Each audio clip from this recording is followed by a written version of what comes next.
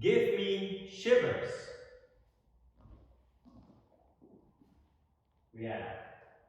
And 1, 2, 3, 4, 5, 6, 7, 8. 1, 2, 3, and 4. 5, 6, 7, and 8. 1, 2, 3, 4, 5, 6, 7, 8. 1, 2, 3, 4, 5, 6, 7, 8.